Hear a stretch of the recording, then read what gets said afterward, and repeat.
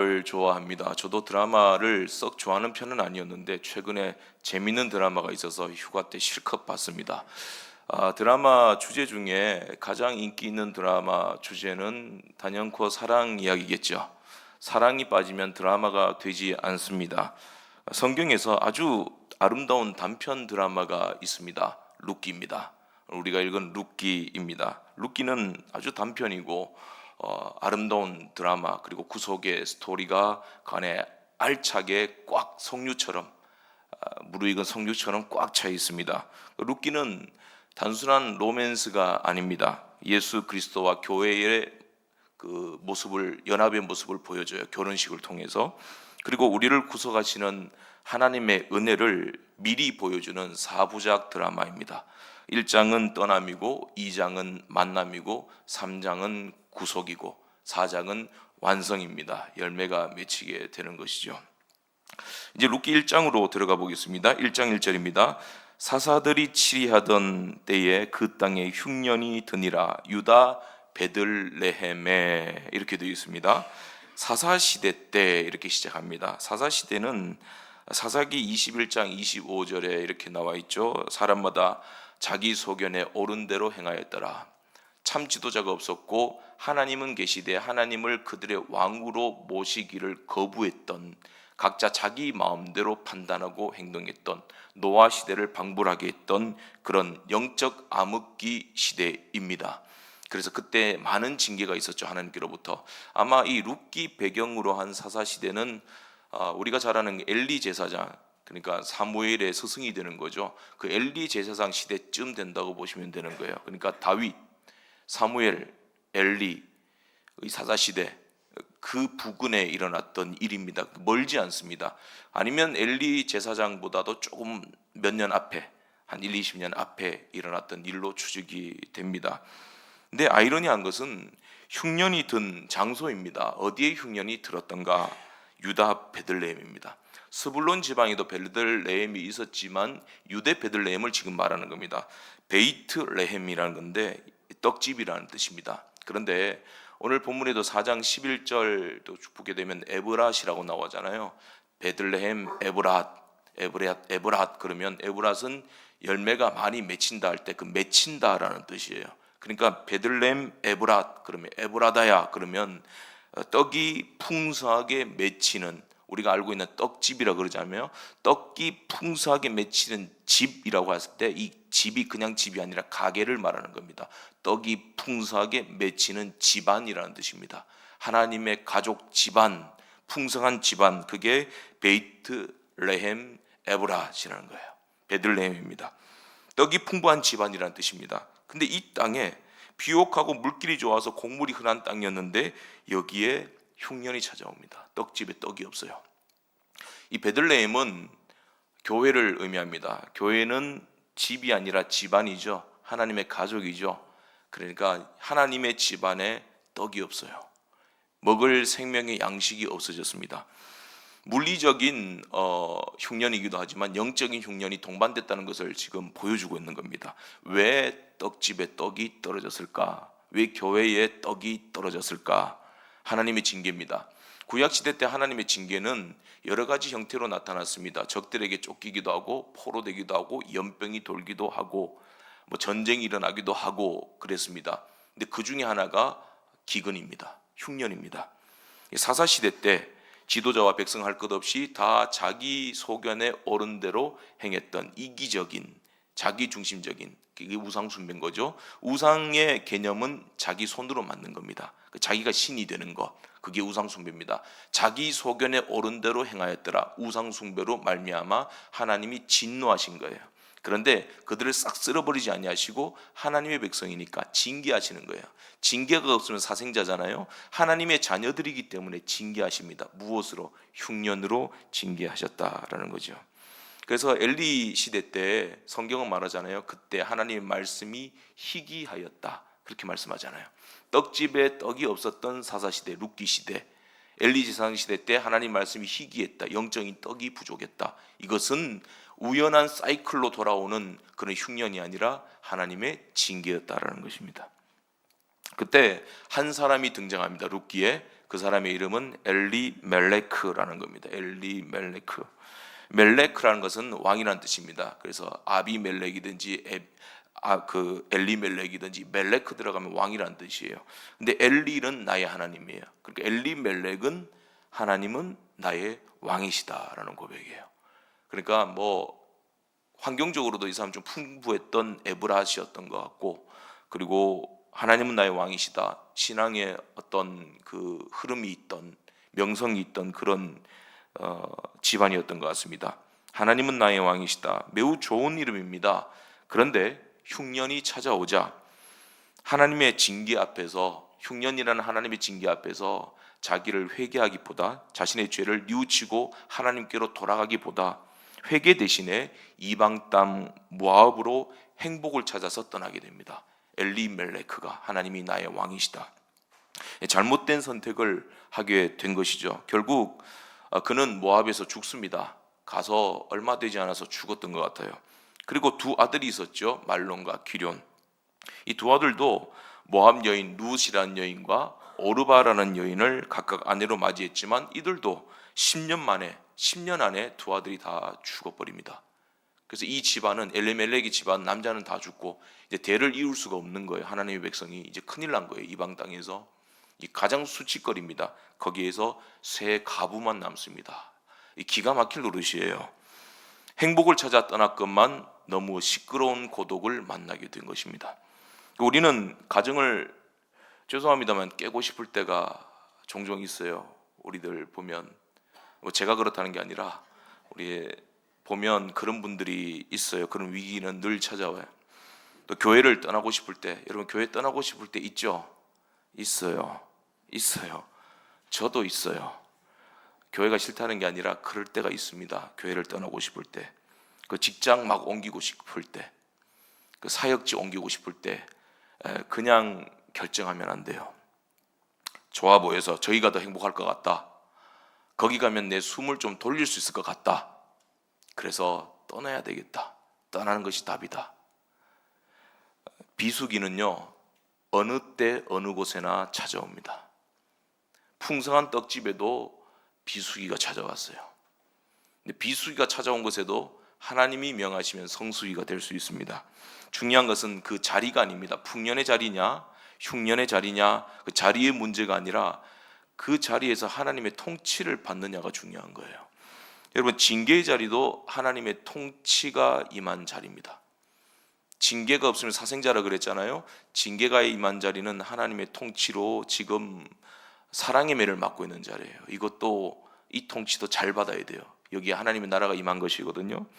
그래서 우리가 무슨 일이든지 어떤 상황이든지 항상 하나님께 물어봐야 됩니다. 기도해야 됩니다. 하나님, 어떻게 할까요? 내가 지금 못 견딜 것 같은데요. 하나님, 떠나는 것밖에는 답이 없을 것 같은데 어떻게 하면 좋겠습니까? 하나님, 내가 어떻게 해야 됩니까? 물어봐야 됩니다. 물어보면 잠시 지체하실 수 있습니다. 오래 지체하실 수도 있습니다. 하나님 잊어버리지는 않습니다. 반드시 답을 주십니다. 인도해 주신다는 겁니다. 하나님께 물어본다는 것 자체가 하나님의 통치를 받겠습니다라는 뜻이에요. 나는 하나님의 백성입니다, 그런 뜻입니다. 근데 이 모든 것이 끝난 것 같은 때 불쌍한 가련한 세 명의 과부가 남아 있습니다. 그때 그 과부의 대장이죠, 나오미에게 좋은 소식이 들려옵니다. 오늘 룻기 1장 6절 말씀입니다. 여호와께서 자기 백성을 돌보시사 그들에게 양식을 주셨다 함을 듣고, 누가 들었어요? 나오미가 들었어요. 나오미가 들었는데, 여기 듣고라는 단어는 굉장히 중요합니다. 히브리어로 샤마라는 말인데 단순한 청취를 말하는 것이 아닙니다. 청종과 함께 순종이 같이 붙어 있는 단어입니다. 그러니까 듣고 순종하여, 그런 뜻이에요. 그 말씀을 듣고 순종하여, 하나님께서 자기 백성을 돌아보셨다라는 소식을 듣고 내가 그곳으로 다시 돌아가고자 하여, 회개하고자 하여, 그런 뜻입니다. 결단의 단어이고 방향 전환의 단어입니다.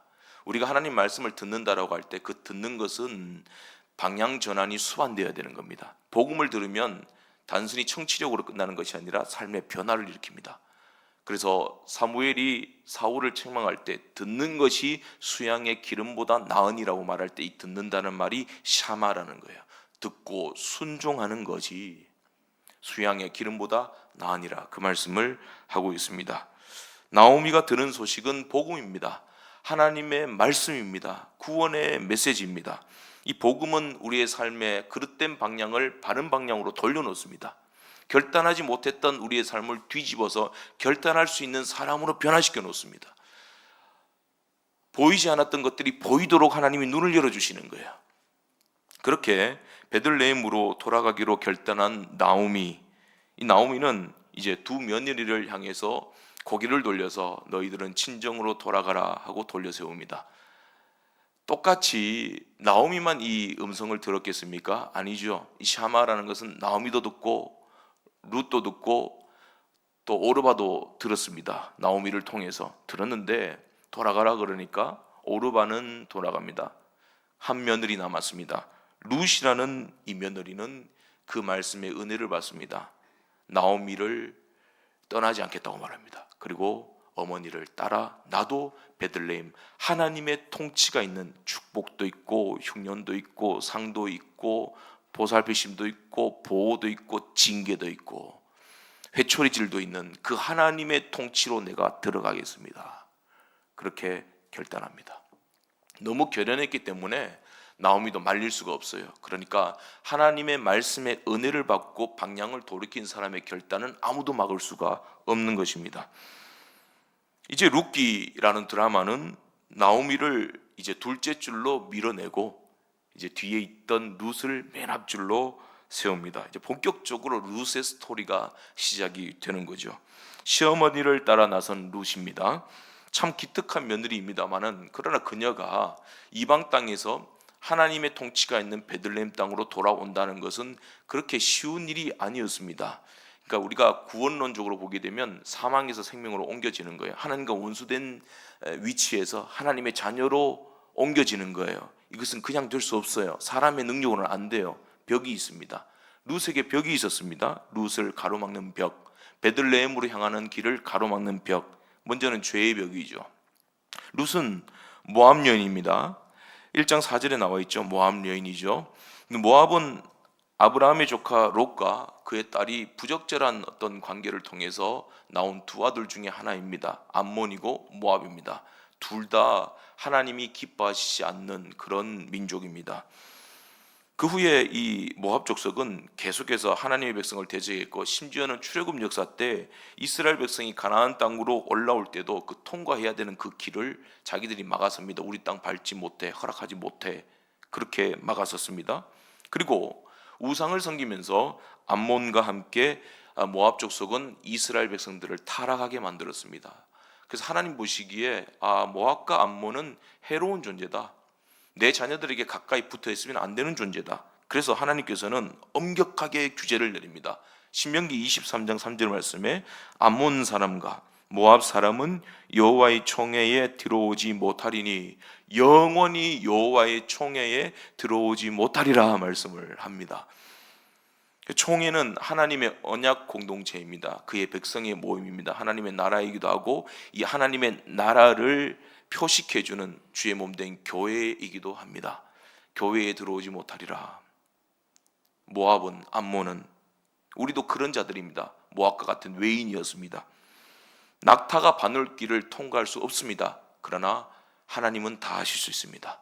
낙타도 바늘길로 통과할 수 있습니다. 부자도 천국에 들어갈 수 있습니다. 부자 천국에 못 들어간다는 말씀이 아니에요. 부자는 천국에 못 들어간다. 낙타가 바늘길도 못 나간다. 그러나 하나님으로서는 다 하실 수 있다. 이 말씀을 하고 있는 거예요.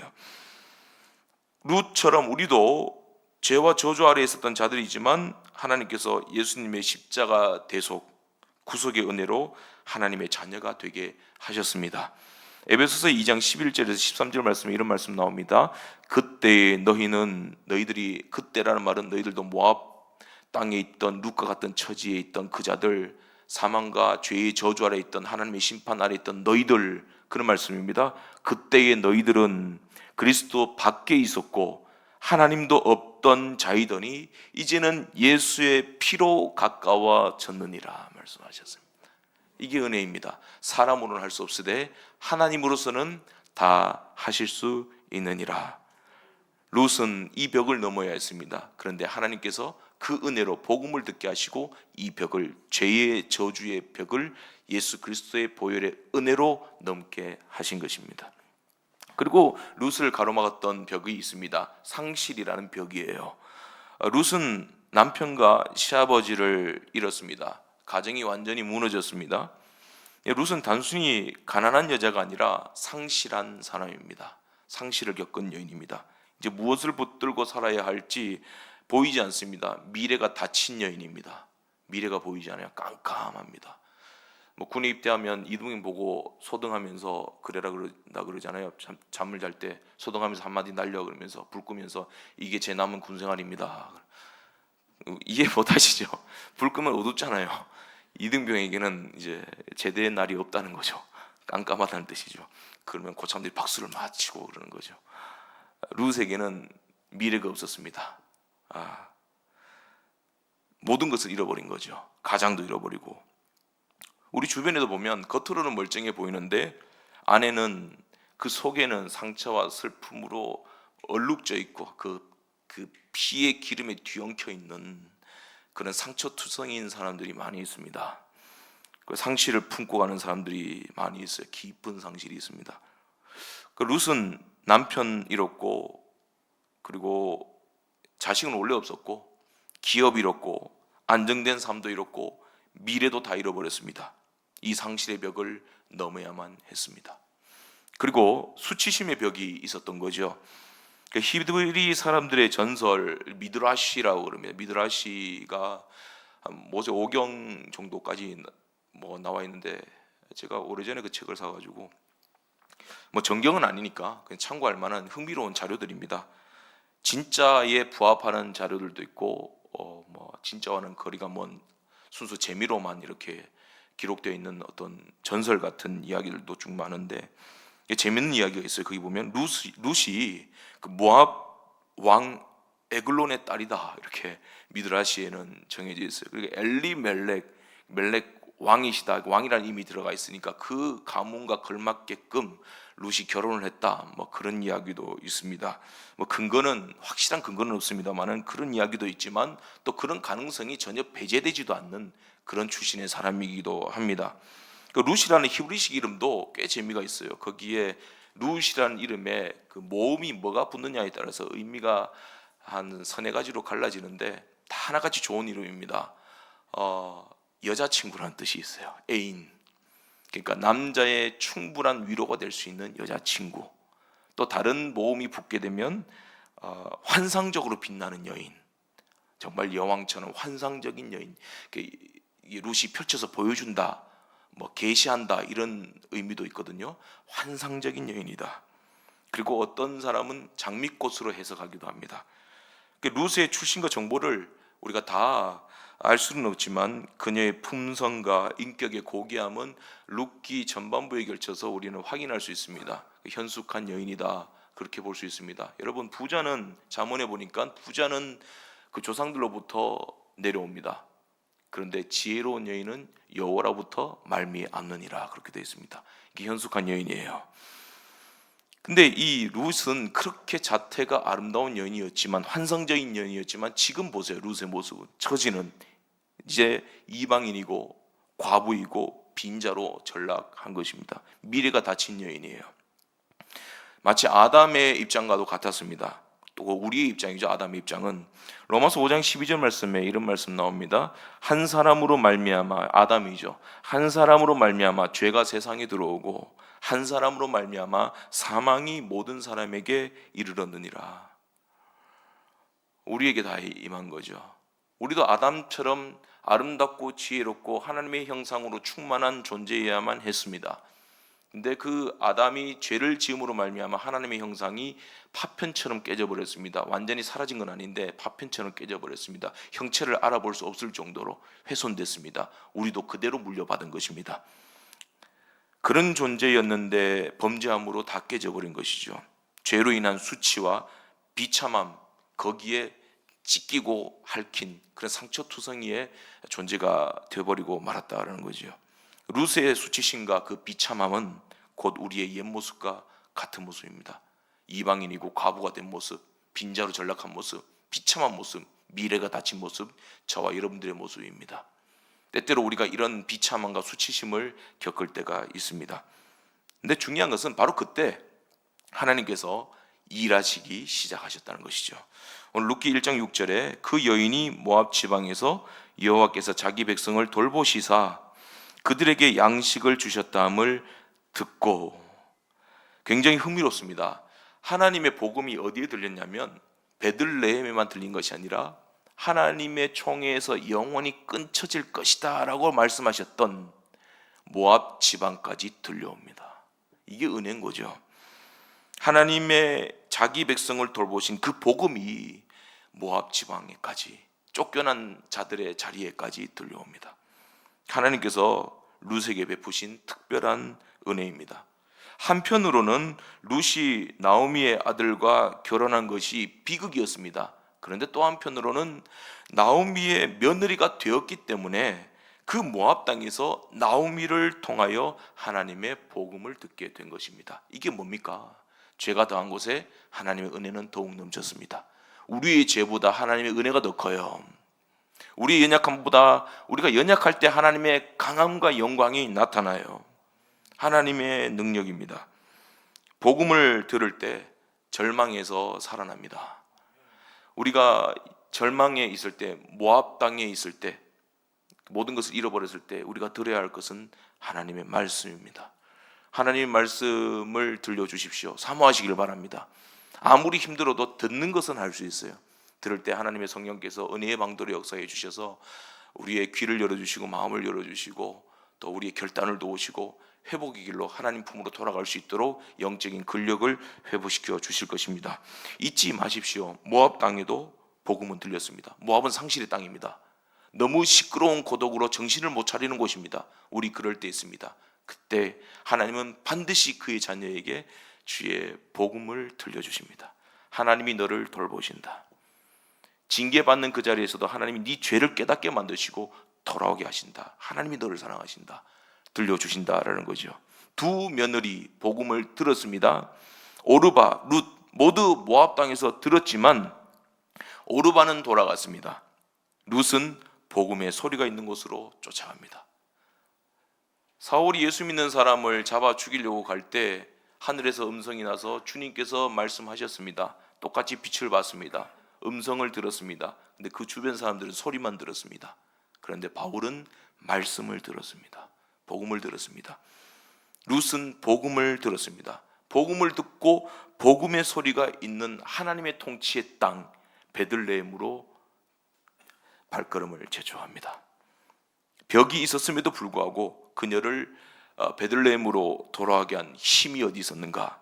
모압 땅에서 복음을 듣고입니다. 모압에 지금 갇혀 있습니까? 하나님의 말씀을 들을 수 있기를 바라고, 이 말씀이 들려지는 은혜가 성령 하나님을 통해서 역사가 일어날 줄로 믿습니다. 룻은 베들레헴으로 돌아가기로 결단을 하면서 가장 아름다운 고백을 합니다. 오늘 1장 16절 말씀입니다. 본문이죠. 어머니께서 가시는 곳에 나도 가고 어머니의 하나님이 나의 하나님이 되시리리. 하나님은 복음을 들려주실 때 불타는 소원도 함께 주십니다. 그 불타는 소원과 함께 우리를 소원의 항구로 인도하시는 겁니다. 은혜 받음의 증거는 결단입니다. 은혜 받은 사람은 결단합니다. 회개하기로 결단합니다. 돌아가기로 결단합니다. 다시 원래 하던 대로 그 자리에 나가서 순종하여 받들기로 결단합니다. 복음이 룻의 마음을 바꾸어서 기꺼이 하나님을 선택하도록 이끌어 가십니다. 이것이 은혜입니다. 목적이 생기면 선택이 달라집니다. 오늘 우리가 지금 그 여가 휴가 기간이잖아요. 산으로 가겠다라는 목적이 생기면 산으로 갑니다. 산으로 가는 길을 선택합니다. 바다로 가겠다라는 목적이 생기면 바다로 가는 길을 선택을 합니다. 죄를 짓겠다고 목적이 생기게 되면 죄 짓는 길로 서게 되어 있습니다. 생명의 길로 가겠습니다. 하나님께로 나아가겠습니다라는 목적이 생기면 하나님께로 나아가는 길을 선택합니다. 예외자를 선택하고 말씀 있는 자리로 선택을 합니다. 복음을 들은 룻에게 나는 하나님의 구원을 원합니다. 하나님의 통치를 원합니다. 다윗처럼 내가 잡혀도 하나님 손에 잡히기를 원합니다. 맞아도 하나님 손에 맞기를 원합니다. 비수기도 하나님 손에서 비수기를 당하고 성수기도 하나님 손에서 성수기 당하기를 원합니다. 내가 하나님 품으로 가겠습니다. 그렇게 선택하도록 하나님의 복음은 변화를 이끌어내셨다는 거죠. 새로운 목적이 생겼고 그 목적이 룻의 발걸음을 모압에서 베들레헴으로, 사망에서 생명으로 옮기도록 하셨다라는 것입니다. 드디어 룻이 나오미와 함께 베들레헴에 도착합니다. 그런데 그 나오미가 베들레헴에 도착했을 때 이가 나오미냐 그러잖아요. 사람들이 반기지 않습니다. 내가 아버지께로 돌아갑니다라고 돌아왔는데도 사람들이 반기지 않아요. 내가 다시 교회로 돌아왔는데 사람들이 1년 동안 교회 안 나왔는지도 몰라요. 뭐 지난주에 나오지 않았나 그런 거예요. 반기지 않아요. 그리고 그 회복된 땅에서도 땅은 회복되었는데 나오미와 룻 이 두 과부가 먹을 것은 없어요. 그래서 룻은 이웃의 밭에 나가서 이삭을 줍습니다. 1장 마지막 절 22절입니까? 퍽 은혜롭습니다. 하나님의 통치가 있는 땅으로 돌아갔는데 그때 도착했는데 그 도착할 때가 뭐 할 때입니까? 보리 추수 시기입니다. 추수 시기입니다. 추수 기간에 도착하게 하신 것도 은혜입니다. 먹을 것이 없는데. 율법에 보면 고엘 제도라고 있습니다. 고일은 친족의 구속자 뭐 그런 뜻입니다. 친족의 옹호자, 친족의 구속자, 또 복수자 뭐 그런 뜻이죠. 고엘 제도가 있는데 그 중에 하나가 뭐냐면 추수하는 이들은 그 밭의 모퉁이와 떨어진 이삭을 가난한 자들을 위해서 남겨두라라는 겁니다. 모퉁이까지 베지 말아라. 그럼 가난한 사람 어떻게 살겠느냐? 너희들은 그냥 백성이 아니고 하나님의 가족이라는 거예요. 친족이라는 거예요. 교회는 하나님의 가족입니다. 친족입니다. 그래서 가난하고 헐벗는 지체를 보면 돌봐줘야 돼요. 너무 모퉁이로 이렇게 다 베어버리면 안 되는 거예요. 없는 사람 회비 끝까지 내라 그러고 그거를 내가 내줘야 되는 거죠. 도와줘야 되는 거죠. 그렇게 도와줘라라는 것입니다. 수련회가 있을 때 교회 어떤 또 일을 할 때 또 어려울 때 은근히 도와주셔야 된다는 겁니다. 우리는 하나님의 권속이니까 그게 고엘 제도라는 거죠. 이 이스라엘의 최초의 고엘이 되신 분이 누구죠? 하나님이시죠. 하나님이 430년간 그 애굽의 노예로 있던 그 백성들에게 이웃이 되어 주셨잖아요. 기업을 물어주시고 하나님 백성 되게 해주시고 신약에 누구죠? 그 고엘이 예수님이잖아요. 예수님 우리의 친족이 되시고 가족이 되시고 친구가 되어주시고 나의 구주가 되어주신 거죠. 그렇게 남겨두라는 겁니다. 추수하는 자들은 모퉁이까지 베지 말고 남겨두고 또 이삭을 가난한 자들을 위해서 그냥 두어라 못 본 채 그들이 먹고 살아야 된다. 부스러기 은혜도 있어야 된다. 초가분이 있어야 된다는 거예요. 초가분이. 근데 성경은 룻기 2장 3절입니다. 이런 말씀합니다. 우연히 그렇게 이삭을 주우러 룻이 나갔는데 우연히 엘리멜렉의 친족 보아스의 밭에 이르렀더라. 이렇게 말씀합니다. 우연히. 키포인트입니다. 키워드입니다. 우연히 룻은 몰랐습니다. 먹을 것이 있어야 되니까 하나님의 백성의 고엘 제도가 있구나. 이삭 주우러 나갔습니다. 어제도 나갔고 오늘도 나가고 이 추수 기간 동안 계속 나갔습니다. 연일 나갔습니다. 여전히 이삭을 주었습니다. 근데 우연히 룻은 몰랐습니다. 그런데 하나님은 알고 계신 겁니다. 그 밭의 주인이 훗날 룻의 기업을 물을 보아스의 밭이 되었다는 거죠. 룻에게는 우연이었습니다. 하나님께는 섭리였고 하나님의 계획이었고 하나님의 인도하심이었다는 겁니다. 누가복음 1장에도 비슷한 어떤 그 우연이가 나옵니다. 사가랴입니다. 사가랴. 아비야 계열의 제사장 사가랴고 그 부인 그 엘리사벳은 그 아론 반열의 그 제사장 가문의 딸입니다. 이제 목회자 집안끼리 결혼했다 그 말인 거죠. 결혼했는데 이들은 늘도록 자녀가 없어요. 그리고 자녀는 없지만 이 사가랴는 그 제사장 직무를 계속해서 지켜왔습니다. 근데 그가 제비를 뽑아서 그날 당첨이 됩니다. 뽑혀서 하나님의 성소에 들어가서 분향하게 되었고 그 자리에서 천사를 만나게 됩니다. 당시 제사장들은 24개의 반열로 나뉘어져 있었습니다. 아론의 반열, 또 아비야의 반열, 이 반열들이 쭉 많은 거예요. 그만큼 또 부패했다는 증거이기도 합니다. 차례대로 이 24개의 반열이 차례대로 성전 본사를 담당했는데 이 24개의 반열의 제사장들만 수천 명이 됐다는 거예요. 요세푸스의 연구에 따르면 한 2만 명은 되었다 그렇게 말합니다. 그러니까 자기 순서가 돌아오지 않는 거예요. 그 제사장들이 너무 많아서 누가 어떤 직무를 맡을지, 그날에 어떤 직무를 맡고 성소에 분향하는 것은 아침과 저녁 두 번인데 어떻게 결정했느냐? 제비를 뽑아서 결정을 한 거예요. 그 가운데서도 성소 안에 들어가서 향을 피우는 분향의 직무는 매우 특별했습니다. 여기에 제사장들 목숨 걸었습니다. 하나님 나 한 번만 걸리게 해주십시오. 거기 들어가서 하나님의 응답 받고 싶습니다. 그런데 자기 순서가 안 돌아와요. 사가랴에게 안 돌아와요. 그런데 매일같이 그 자리에 섭니다. 제비 뽑기에. 그래서 어떤 제사장에게는 평생에 한 번 주어질까 말까 한 영예였고 어떤 제사장에게는 평생 한 번도 주어지지 않고 죽음을 맞이한 그런 제사장들도 있었을 것입니다. 그런데 그날 사가랴의 이름이 뽑힌 것입니다. 그리고 그 자리에 천사가 나타나서 말씀하죠. 누가복음 1장 13절 말씀에 사가랴여 무서워하지 말라 너의 간구함이 들린지라. 인간의 눈에는 제비였습니다. 하나님께는 계획이었습니다. 잠언 16장 33절 말씀에 제비는 사람이 뽑으나 모든 일의 작정은 하나님께 달려 있느니라 되어 있습니다. 그러니까 여러분 기도 순서 돌아오잖아요. 매일같이 기도 순서 돌아오면 1년에 한 번 돌아올 때도 있고 두 번 돌아올 때도 있고 그런데 그냥 순서라고 생각하지 마세요. 그날이 응답의 날이 될 수 있습니다. 매일 헌신하는 주일 교사의 자리, 기도의 자리, 매일 나오는 기도의 자리, 예배의 자리, 가정 예배의 자리 우연이 아니라 하나님의 응답의 자리가 될 수 있습니다. 너의 간구함이 들린지라. 룻은 추수기가 끝날 때까지 이삭 주우러 나갔습니다. 사가랴는 매번 기회가 날아갔지만 항상 제비 복귀에 임했습니다.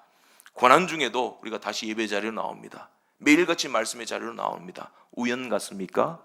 습관 같습니까? 아니에요. 하나님의 은혜입니다. 하나님이 이끄신 것입니다. 결코 우연이 아니다라는 거죠. 하나님의 은혜가 우리를 붙들고 하나님의 놀라운 역전의 드라마를 준비하고 계신다라는 것입니다. 이제 이 드라마의 중심에 사랑이 먼저 다가옵니다. 그 사랑은 누구죠? 보아스입니다. 보아스가 등장을 합니다. 룻기 2장 4절에서 7절 말씀을 보면 보아스가 추수하는 밭으로 나옵니다. 그래서 일꾼들을 격려합니다. 평안을 빌고 축복을 합니다. 인사를 합니다. 그러다가 문득 처음 보는 여인이 있어요. 눈에 띄는 여인. 처음 보는 여인을 처음 본 겁니다.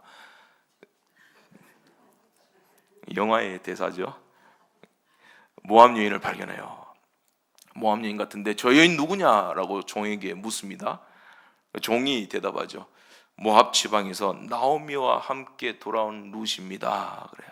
나오미, 나오미, 그 나오미 이러지 않았습니다.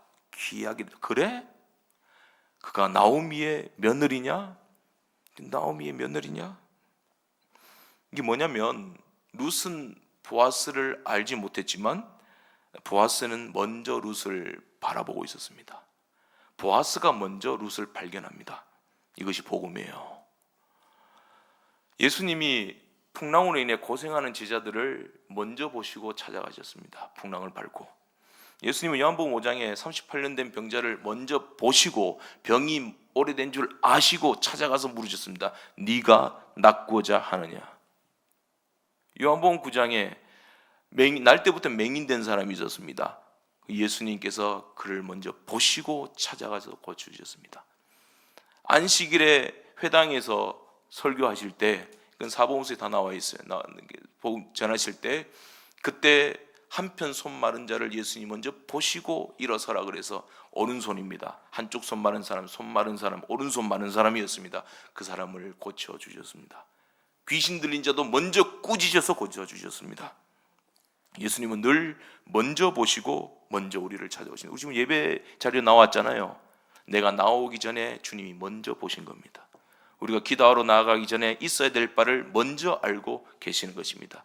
그렇기 때문에 안심하라, 먼저 그의 나라와 그의 의를 구하면 내가 다 알고 있다, 이 모든 것을 너희에게 초가분으로 넘치는 파도처럼 밀려오게 하실 것이다 말씀하시는 겁니다. 예수님이 먼저 찾아오셨기에 우리가 예수님을 사랑하게 된 것입니다. 요한 1서 4장 19절에 우리가 그를 사랑함은 그가 먼저 우리를 사랑하셨기 때문이라 말씀합니다. 우리가 예수 믿게 된 것, 하나님이 먼저, 주님이 먼저 나를 사랑하시고 우리가 아직 죄인 되었을 때에 그리스도께서 우리를 위하여 죽으심으로 하나님이 우리를 향한 자기 사랑을 확증하신 것입니다. 룻기 2장 8절에서 9절 말씀에 보아스는 룻에게 말합니다. 딸아, 다른 밭에 가지 말고 내 밭에 있으라. 여기서 주어라. 자기 소녀들과 함께 있으라. 그러면서 안심하고 마음껏 주어가라. 그리고 더 챙겨줍니다. 특별한 은혜를 룻에게 베풉니다. 그저 룻이 엎드려서 눈물을 흘리면서, 눈물 흘렸던 것 같아요. 그러면서 고백합니다. 룻기 2장 10절입니다. 나는 이방 여인이거늘 당신이 어찌하여 내게 은혜를 베푸시며 나를 돌보시나이까 말합니다. 자격 없음을 아는 자의 엎드림이요, 이만큼 룻이 왕비 같고 환상적인 여인이 이렇게 낮아졌습니다. 오늘 우리를 낮아지게 하는 것들은 무엇입니까? 여러분, 내 자녀가 나를 낮아지게 만듭니까? 내 물질과 부채가 나를 낮아지게 만듭니까? 나의 건강이 낮아지게 만듭니까? 이제 무리 못해. 옛날 그렇게 물불 안 가리고 하나님이 일했던 내 몸 같지가 않아. 나를 낮아지게 만듭니까? 더 분발해서 일어나라는 뜻이 아닙니다. 그 낮아짐의 자리는 예수님이 찾아오시는 자리입니다. 높은 자를 찾아가시는 것이 아니라 낮은 자를 찾아오십니다. 왜? 예수님께서 하늘 보좌를 비워서 사람의 몸을 입으시고 죽기까지 복종하셨으니까, 낮은 곳에 오셨으니까. 훗날 룻은 보아스에게 청하죠. 룻기 3장 9절입니다. 당신의 옷자락을 펴서 당신의 여종을 덮으소서. 이는 당신이 기업을 물을 자가 됨이니이다. 나와 결혼해 주세요. 그렇게 없어 보이도록 청혼한 게 아니에요. 단순히 나와 결혼해 주세요가 아니라 당신이 나의 구속자가 되어 주세요. 그렇게 말하고 있어요. 근데 문제가 있습니다. 보아스보다 더 가까운 친족이 있었습니다. 고해를 의무를 행해야 할 룻에게, 나오미에게 행해야 할 보아스보다 더 유력한 첫 번째 순위가 있었단 말이죠. 그 친족이 있었습니다. 근데 그 사람은 룻기를 보시면 아시겠지만 룻까지 책임지는 것이 자기 기업에 손해가 있겠다 예상을 하고 포기를 합니다. 룻기 4장 6절에 나옵니다. 나는 포기하겠노라, 책임지지 않겠노라. 율법으로서는 구원을 못 받는 거예요. 죄를 깨닫기만 하지. 그리스도의 은혜의 복음으로 구원받는 거예요. 그게 누구냐면 보아스입니다. 그 먼저 앞섰던 1순위의 그 기업 물을 자는 권리는 있었지만 은혜는 없었어요. 책임질 사랑이 없었습니다. 그런데 반면 보아스에게는, 둘째 아담 보아스에게는 가까운 친족이라는 자격도 있었고 값을 치를 능력도 있었고 기꺼이 책임지며 사랑하겠다는 그 사랑까지 다 있었습니다. 누구의 모습이죠? 예수님의 모습입니다. 히브리서 2장 14절을 보게 되면 예수님은 우리와 가까이 가까워지려고 사람이 되셨다고 되어 있습니다. 그리고 베드로전서 1장 19절에는 은이나 금 같은 것이 아니라 흠없고 점없는 어린 양 같은 그의 피로써, 그 피값을 치러서 우리를 사셨다고 되어 있습니다. 요한복음 10장 17절 이하에는 예수님 말씀하셨습니다. 내가 얻을 권세도 있고 버릴 권세도 있는데 내가 스스로 버리노라 그랬습니다. 내 생명 스스로 버려서 너를 사랑하고 구원하겠노라, 이렇게 말씀하신 것입니다. 여러분, 사랑은 말로만 하지 않습니다. 값을 치르는 것입니다. 이삭 죽던 모압 과부 룻이 보아스가 대신 값을 치러줬습니다. 그리고 그녀를 아내로 맞이했습니다. 그러므로 인해서 오늘 본문에 봤지요. 4장 10절 말씀에 그 자녀의 이름을 룻의 이름으로 세우겠다 말씀합니다. 그 가문을 룻에게 새로운 이름을 줍니다. 은혜는 항상 우리에게 새로운 이름을 줍니다. 옛사람이 아니라 새사람이라는 이름을 줍니다. 그리스도인 하나님의 자녀라는 이름을 줍니다. 권세를 줍니다. 신분을 줍니다. 우리가 하나님을 예배하고 말씀을 듣고 하나님께 가까이 나와서 기도하잖아요. 자꾸 하나님은 내게 새로운 이름과 신분을 생각나게 만들어줘요. 너는 예수의 사람이고 너는 내 자녀다라는 거야. 하나님의 자녀다. 오직 너 하나님의 사람아. 그렇게 말씀하십니다. 오늘 저도 뒤에 앉아서 말씀 전하기 전에 기도할 때 하나님이 너와 함께 하신다. 내가 너를 구속하여 불렀고 너는 내 것이다. 생각나게 하시는 거예요. 내가 아니라 내가 나로 서는 것이 아니라 예수 그리스도로 서는 것입니다. 예수와 함께 서는 것이고 하나님의 자녀로서 나아가는 것입니다. 하나님의 권세가 나타나기를 원합니다. 그렇게 기도를 했습니다. 룻을 아내로 맞이함으로 보아스가 룻이 가족을 얻었습니다. 기업을 얻었습니다. 미래를 얻었습니다. 새로운 신분으로 변화되었습니다. 룻기 4장 13절 말씀에 보아스가 룻을 아내로 삼고 들어가 아들을 낳았더라. 이제 미래가 열리게 된 거죠. 룻기는 장례식으로 시작해서 결혼식으로 끝이 납니다. 흉년으로 시작해서 풍성한 수확으로 마칩니다. 죽음으로 시작해서 생명으로 마칩니다. 눈물로 시작해서 기쁨으로 끝이 납니다. 오늘 본문은 두 절이었습니다. 1장 16절과 4장 10절입니다. 왜 두 절이었는가? 두 절에는 각각 선택이 나옵니다. 두 선택이 나와요. 1장 16절은 룻의 선택입니다. 어머니의 하나님이 나의 하나님이 되시리니. 그 선택의 주체가 마치 룻인 것처럼 보입니다. 근데 4장 10절은 보아스의 선택입니다. 모압 여인 룻을 사서 아내로 맞이하는 선택을 보아스가 합니다. 선택과 선택으로 끝나는 겁니다. 룻기는. 그리고 이 선택과 선택이 두 선택이 4장에서 만납니다. 룻의 선택과 보아스의 선택이 서로 만납니다. 여기에 룻기의 놀라움이 있습니다. 바로 약속된 은혜입니다. 예비된 은혜입니다. 저 휴가 때 지난주 휴가였는데 그 쇼생크 탈출을 발음이 안 좋네요. 쇼생크 탈출 다시 봤습니다. 그 주인공이 앤디 듀프레인인데 그 누명을 써서 감옥에 들어가게 되죠. 쇼생크 감옥에 들어가게 되죠. 19년을 삽니다. 그리고 탈옥을 준비해서 이제 탈옥하기 직전에 그 감옥에 절친 그 레드에게 약속을 남깁니다. 한 가지 약속. 당신이 가석방 돼서 그 감옥에서 나오게 되면 내가 말한 곳이 있는데 거기 와서 그 돌무더기 파보라고, 꼭 파보라고 약속을 하나 남깁니다. 그리고 앤디는 탈옥에 성공합니다. 그리고 레드도 이제 복역 40년 만에, 그 수감 40년 만에 가석방 됩니다. 갑자기 세상에 나오니까 이 자유가 두려운 거예요. 너무 두려운 거예요. 먼저 출소했던 브룩스라는 사람이 있습니다. 그 사람은 50년 만에 가석방 됐는데 그는 두려움을, 자유의 두려움을 견디지 못하고 스스로 생을 마감합니다. 레드도 똑같은 그 극단적인 충동을 느낍니다. 근데 그때 이 레드를 붙드는 것이 있었어요. 그 탈옥 전에 그 감옥에서 앤디 듀프렌이 했던 말, 그 약속이 생각나는 겁니다. 그 약속이 계속 생각나요. 앤디의 약속. 그 약속에 이끌려서 그 앤디가 말했던 곳으로 레드가 갑니다. 가서 그 돌무더기가 있었어요. 그 돌무더기 돌 몇 개를 드러냅니다. 드러내 보니까 그 안에 상자가 있어요. 그 안에 편지와 돈이 들어 있었습니다. 편지에는 이렇게 적혀 있습니다. 뭐 내용 간단하면 이래요. 레드, 이 편지를 꼭 보았으면 좋겠다. 그렇다면 당신이 나왔겠지. 그리고 무사했겠지. 생명이. 내가 동업자가 필요해. 새로운 동업자가. 내가 있는 곳으로 당신 이 돈 들고 오라고 그렇게 요청을 합니다. 레드는 그 편지와 약속을 붙들고 이제 새로운 세계를 향해서 출발합니다. 마지막 장면은 둘이 만납니다. 그게 희망인 건지 실제로 만나는 건지 모르겠는데 그게 엔딩입니다. 이 레드를 정망에서 끌어낸 것은 뭐죠? 먼저 주어졌던 앤디의 약속입니다. 그 약속이 레드로 하여금 선택하게 한 겁니다.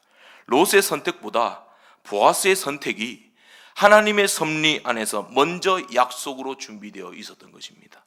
모리아산에서 하나님께서 아브라함 보고 이삭을 바치라 그랬습니다. 그러나 아브라함이 이삭을 바치겠다고 결단하기 전에 하나님은 이미 양을 예비해 놓고 계셨던 것입니다. 하나님의 약속이 먼저 있었던 것이죠. 보아스의 족보를 보면 보아스의 어머니는 가나안 여인입니다. 야곱의 아들 유다가 베레스를 낳습니다. 그 자기의 며느리 다말에게서. 설명하기에는 시간이 부족하고 부적절한 방법으로 낳게 된 거죠. 어쨌든 그리고 베레스의 그 후손에서 살몬이 나오고, 이 살몬은 이제 여리고 성의 기생 라합입니다. 보아스의 어머니죠. 라합과 결혼하게 되고 보아스가 나온 겁니다. 보아스도 보게 되면 그 계보가 어머니 여인들은 다 이방 여인들인 거예요. 하나님의 이방 여인들과 결혼한 것을 금하셨습니다. 우상 숭배한다고. 그래서 르호보암의 족보를 보게 되면 이방 여인이 그 아내 중에 있었다라고 하나님이 지적하고 계시는 거예요. 내가 하지 말라고 했는 거야. 그런데 이 이방 여인의 이름이 누구의 족보에도 나와요? 예수님의 족보에도 나와요. 마태복음 1장에. 보아스는 모압 여인, 역시 모압 여인 룻과 결혼해서 오벳을 낳고, 오벳은 이새를 낳고, 이새는 다윗을 낳아요. 그리고 그 계보에서 예수 그리스도가 나십니다. 다말도 라합도 모압 여인 룻도 예수님의 족보에 들어있어요. 부적절한 여인들이고 우상 숭배 땅에 이방 여인들이 끼어 있습니다. 그러나 하나님은 예수 그리스도 안에서 이것을 은혜의 드라마로 뒤엎어 버리시는 거예요. 역전의 드라마로 만들어 버리시는 거예요. 오히려 이방 여인 라합과 룻으로 인해서 다윗도 오고 예수님도 나신 겁니다. 합력하여 선을 이루시는 겁니다. 예수 안에서 유대인과 이방인 사이에 차별 없는 하나님의 구원의 은혜가 이미 예수 그리스도의 족보에 쓰여져 있었다라는 것입니다. 인터넷 서점을 들어가 보면 책을 사기 전에 미리 보기라는 것이 제공되어 있습니다. 책을 사기 전에 그 내용을 미리 볼 수 있습니다. 맛보는 거죠. 룻기는 미리 보기입니다. 예수 안에서 역전될 교회, 우리의 인생의 미리 보기입니다. 그러므로 오늘도 하나님께로 돌아오십시오. 맞더라도 하나님께로 돌아오십시오. 떡집으로 돌아오고 말씀의 자리로 돌아오고 예배의 자리로 돌아오십시오. 우리 인생에는 아직 마지막 장이 남아 있습니다. 그리고 그 마지막 장을 쓰시는 분은 내가 아니라 하나님이십니다. 하나님은 은혜로 역전의 드라마를 만들어 가실 것입니다. 기도하겠습니다. 하나님 아버지, 오늘도 우리가 말씀 앞에 섰습니다. 우리가 우리의 힘과 공로와 의를 의지하지 아니하고 그동안 낙심되었던 마음, 섭섭했던 마음, 불평했던 모든 것들을 다 주님 말씀 앞에, 십자가 앞에 내려놓고 예수 그리스도의 은혜를 의지하고 하나님의 은혜의 드라마를 기대합니다. 이 소망을 품고 주께로 돌아가고 다시 순종의 자리에 서서 하나님이 주시는 기쁨과 회복과 역전의 축복을 누릴 수 있는 복된 주의 성도들이 다 되게 하여 주시옵소서. 예수님의 이름으로 기도드리옵나이다. 아멘.